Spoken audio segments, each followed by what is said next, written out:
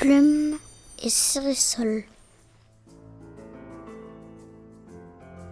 Il était une fois dans un monde magique où brillait deux soleils, un grand château rose qui scintille de mille feux.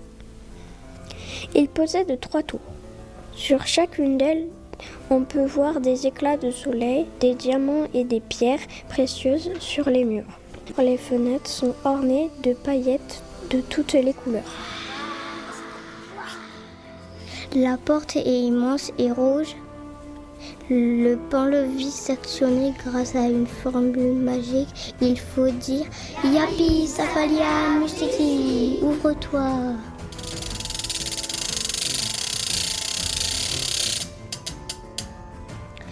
Le château était entouré d'un lac où nageaient tranquillement des poissons argentés et où des animaux se désaltéraient.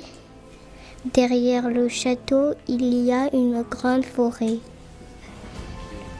Dans le château, il y a une grande salle à manger avec une grande table en or avec des diamants et 4 super chaises.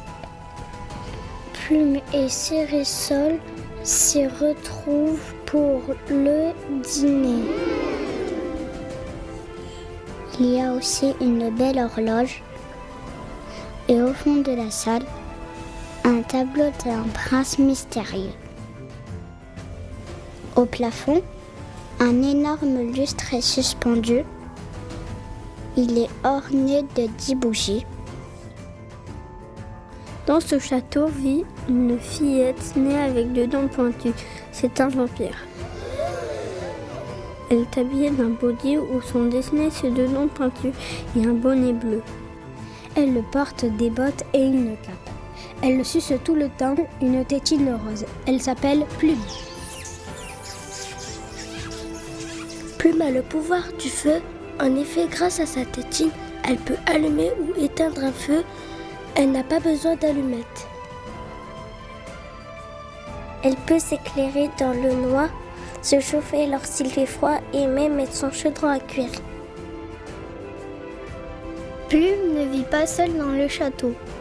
Il y a aussi une sorcière. Elle est maigre et très grande. Ses cheveux sont bleus. Elle est vêtue d'une cape noire et violette, de chaussures avec des toiles d'araignée et d'un chapeau pointu. Elle s'appelle Cérisol. Cérisol a toujours auprès d'elle un chaudron noir et jaune en métal.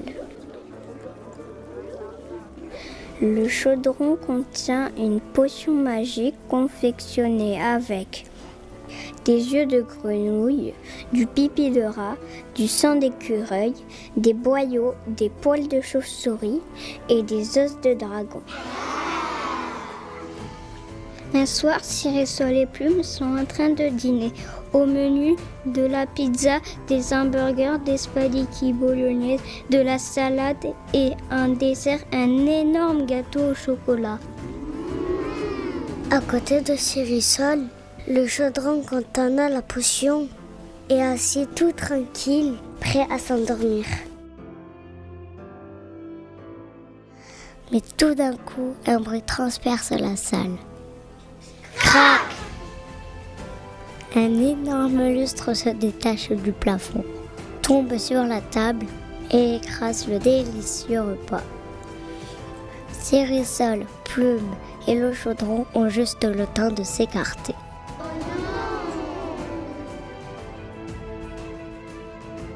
Une petite puce qui a élu domicile dans son petit trou de la table se retrouve catapultée.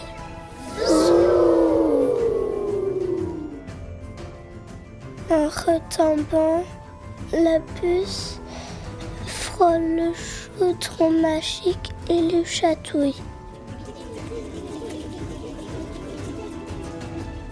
Le chaudron chatouillé part en courant à travers le château jusqu'au lac. Pour se débarrasser des guili-guili, il plonge dans le lac. Plouf! Catastrophe! La potion magique se propage dans le lac et pollue l'eau. Sans se méfier, les animaux continuent de venir se désaltérer. Les uns après les autres, les animaux s'endorment profondément et même les jolis poissons arrêtés. Cyrissol et Plume sont désespérées. Il faut absolument qu'elles trouvent un antidote dans le grimoire de Cyrissol. Elles cherchent toute la nuit dans le grand grimoire quand soudain... Eureka, j'ai trouvé, crie Plume à Cyrissol. Il suffit de rajouter de la poudre d'arc-en-ciel à l'ancienne potion. Vite, Plume et Cyrissol se précipitent au lac et donnent quelques gouttes de potion à chaque animal. Petit à petit, les animaux se réveillent les uns après les autres. Ils sont trop contents et remercient la sorcière et la petite vampirette.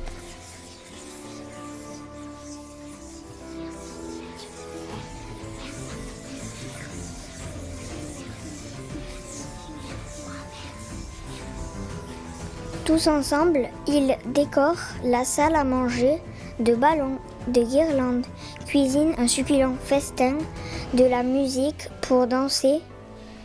Ils sont tous prêts à partager ensemble une giga fête.